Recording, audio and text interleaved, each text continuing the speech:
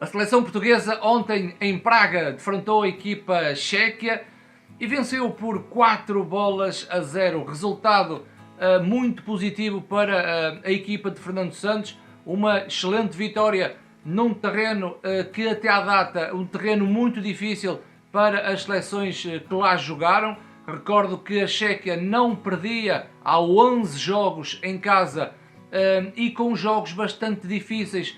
A vitória frente à Inglaterra, o empate frente à Bélgica, o empate tardio frente à seleção espanhola e a seleção espanhola no último minuto, nos últimos momentos ainda consegue um empate e previa-se um jogo muito complicado, mas a seleção chegou lá, venceu, convenceu e por 4-0. A seleção portuguesa também soube do resultado da Espanha em casa frente à Suíça, a Espanha que perde por 2-1, e isso faz com que a seleção vá para o primeiro lugar e que terça-feira em Braga frente à Espanha a seleção apenas precise de um empate, mas creio que todos os portugueses, incluindo eu próprio, não vou ficar satisfeito com o empate, querendo sempre essa vitória. Esperamos agora como é que Fernando Santos vai olhar para este jogo, sabendo que a seleção precisa de um empate. Em relação ao jogo de ontem, vocês sabem que eu gosto de falar também um pouco da seleção e falar também sobre o jogo de ontem. Eu tenho aqui muitas perguntas que poderia fazer, mas só Fernando Santos é que me poderia responder.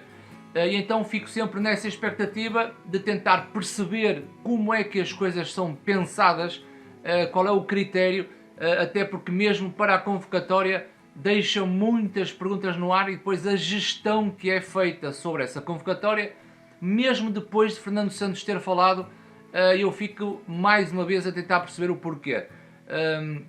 E coisas como o Rafa Guerreiro saiu, Mário Rui foi convocado, Nuno Mendes fica no banco e Mário Rui é titular, questões como, ou situações como o Rafa que prescinde da seleção portuguesa foi buscar Gonçalo Ramos, mas depois quando João Félix também por questões de lesão ou por questões físicas acaba por sair e ele justifica a situação do Gonçalo Ramos porque já previa esta situação do João Félix. E a minha pergunta é porque é que no início, quando deparou que João Félix não estava bem, porque é que também não foi à convocatória tentar depois cobrir essa situação. Uma justificação foi feita depois de Gonçalo Ramos ter sido chamado. E a questão dos centrais. A questão dos centrais é uma questão já muito antiga e no próprio jogo o próprio selecionador diz que se esqueceu de Tiago Djaló no banco, até lhe pediu desculpa e jogou com Palhinha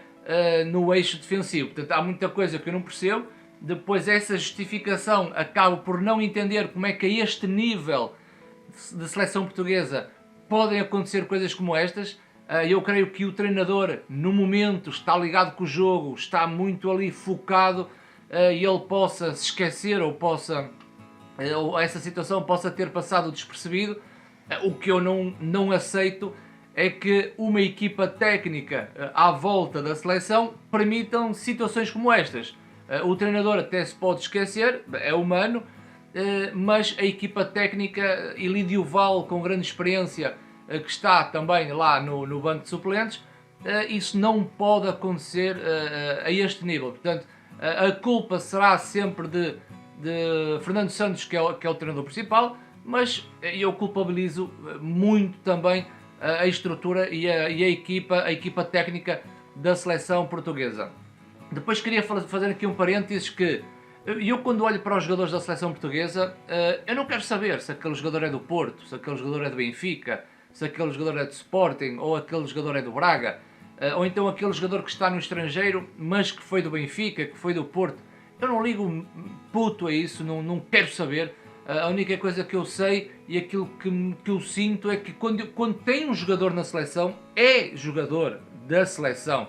E eu olho para ele como um jogador da seleção. E o contexto, para mim, está sempre ligado com a seleção. O que me interessa a mim é o contexto seleção. Não é o contexto jogador, porque aquele jogador é chamado, aquele jogador tem que jogar a titular. Porquê? Porque é do meu clube, porque é do Porto, porque é do Benfica, porque é do Sporting. Eu acho que isso não traz nada de bom à seleção. Percebo que o adepto está muito ligado ao seu clube por causa da representação. No meu caso não. Então há muita coisa que eu também gostava de saber e fico-me pelo desconhecimento, o que me leva depois a pensar cada vez mais e a questionar cada vez mais. Porque falando sobre o jogo, em que há um meio campo a 3 com Ruben Neves, William Carvalho e Bruno Fernandes, e depois o frente de ataque com Rafa Leão à esquerda, Cristiano no meio e Bernardo Silva à direita. Já sabia que Bernardo Silva iria jogar à direita, há a falta de Otávio, porque parece-me que é o Otávio que vai jogar naquela posição, pelo menos pelos últimos jogos do play-off, mas eu já sabia que o Bernardo ia jogar à direita, mas atenção, que a equação pode ser maior, tu podes ter dois extremos bem abertos e usares essa velocidade, mas acho que é importante teres um extremo que venha para dentro e procure um jogo mais interior e haja uma troca posicional com o Bruno Fernandes, por exemplo, a trocar com o Bernardo vem para dentro e o Bruno vai para fora. Mas essas questões em que tu tens o meio campo a 3 e Ruben Neves parece ser o primeiro homem de construção, tu tens o Bruno Fernandes que se coloca muito no espaço entre linhas, ou seja, o Bruno é o jogador que liga o jogo ao último terço, mas no meio campo a 3 há um médio que faz essa ligação e então a opção de Fernando Santos é o William Carvalho. Eu também não sou das pessoas que vou cascar em cima do William Carvalho porque eu não gosto dele. Facto é que eu não gosto muito do William Carvalho, mas não vou cascar em William Carvalho só porque sim, só porque não gosto dele. Não faz sentido. Eu não gosto do jogador, mas se for opção, vou esperar pelo final do jogo e vou dar a minha opinião. É claro que se vocês me perguntassem se eu gostava de ter ali outro jogador, eu gostava, a depender do adversário, daquilo que tu possas dar. Um contexto Brasil-Argentina é diferente de um contexto da Coreia do Sul ou dos Estados Unidos. Portanto, isso tudo vai variar daquilo que é o plano de jogo de Fernando Santos. Frente a uma República Checa, ou Chequia, né? Chequia, não é República Checa, Chequia, mas acho que é aceito as duas situações. E eu preferia 1000 vezes ter um Vitinha para fazer essa ligação do que propriamente o William Carvalho. Ou se o adversário me proporcionasse espaços em que a Chequia foi dando esses espaços, até poderia apostar em Mateus Nunes e ainda aí haveria a possibilidade de apostar em João Mário. Ou seja, há jogadores em que na minha preferência seria Vitinha, mas eu também não sei o estado em que Vitinha se encontra. Eu não sei se Vitinha está em recuperação, precisa de descanso, pode estar tocado ou está a ser trabalhado para o jogo de terça-feira. Eu não sei, ou seja, ou então foi uma opção técnica do engenheiro porque ele prefere o William Carvalho. No final nós analisámos o jogo e na minha opinião o William fez um jogo muito positivo. Não quer dizer que possa ser o jogador de futuro, mas hoje eu olho para a seleção e o William Carvalho fez um jogo positivo. Não vale a pena estarmos a cascar em cima do homem só porque eu não gosto, porque isso também não traz nada de bom à nossa seleção portuguesa. E eu prefiro ter um excelente plantel que me dê garantias do que estar propriamente a ter um bom 11. Isso, no futebol hoje em dia, isso não leva a lado nenhum, porque as opções são válidas perante a qualidade que os jogadores apresentam e quantas mais soluções nós tivermos com qualidade, será melhor para a seleção portuguesa. Depois é o treinador que tem que escolher e ele é que toma as decisões e no final do jogo e no final das competições nós temos que perceber como é que foi o trabalho de Fernando Santos. A seleção teve muito bem ontem, foi caminhando com os seus golos e o ponto crucial é o penalti falhado por Patrick Schick e aí aumentou o oxigênio para a nossa seleção portuguesa e na segunda parte os golos aconteceram de uma forma natural. A seleção vence por 4-0, havia aqui algumas notas, mas com dinâmicas muito à base das trocas posicionais e não através de uma dinâmica de movimentação no ataque ao espaço através da mobilidade da seleção portuguesa.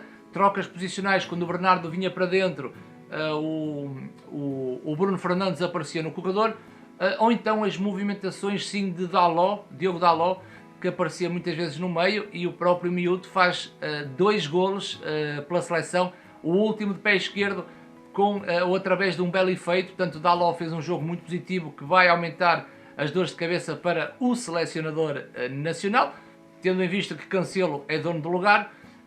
Mas claro, há sempre essa incógnita, até porque Cancelo e Dalot podem jogar na esquerda. E depois um jogador que está-me a custar entrar, que é o Rafael Leão. Eu sou fã de Rafael Leão, tudo aquilo que ele traz do Milan não consegue colocar na seleção. Ele no Milan é um jogador muito difusivo, é um jogador que no último terço fere o adversário na decisão, na concretização, no 1 para 1, e na seleção parece-me um pouco preso. O facto é que Diogo Jota entrou, e o Diogo Jota é um jogador ligado à corrente, que nunca se cansa, é imparável, e até consegue marcar um golo a Diogo Jota naquele canto que Ronaldo cabeceia e ele aparece ao segundo posto. Também há a crescer dúvidas para a cabeça do selecionador. Mário Rui, que não tinha sido convocado, acaba por ser titular. Também não sei como é que está o Nuno Mendes, se está a recuperar, está cansado, problemas físicos, se tem um toque, também não sei, ou se foi uma opção técnica na aposta de Mário Rui. Mas creio que a seleção, as dúvidas vão estar para este jogo de terça-feira frente à Espanha naquilo que são os jogadores disponíveis nesta Liga das Nações, até porque o Mundial é uma coisa à parte. As pessoas já estão a falar do Mundial, o cheirinho já está no ar sobre o Mundial do Qatar, mas isso é um assunto quando o selecionador lançar a convocatória para o Mundial, e a seleção irá se reunir 15 dias antes do primeiro dia do jogo oficial, a 21 de novembro. Portanto, muitas dúvidas pairam no ar. Se eu não tiver as respostas, porque eu ainda não fui à internet tentar ver como é que foi a conferência de imprensa, portanto ainda não vi, estou aqui a gravar este vídeo, mas as respostas serão dadas nesse tipo de conteúdo, conferência de imprensa, ou tenho que esperar pelo jogo de terça-feira e ver qual será a abordagem da seleção portuguesa frente à equipa da Espanha, esperando que a seleção vença e que esteja presente na Final Four, que será disputada para o ano, acho que em junho de 2023. Deixem nos comentários o que é que vocês acharam do jogo da seleção, e também quero ler a vossa opinião sobre a escalação, o 11, os jogadores, aquilo que vocês também têm direito à vossa opinião. Mas deixem aí na caixa de comentários, não se esqueçam de carregar nesse botãozinho do like, subscrever o canal.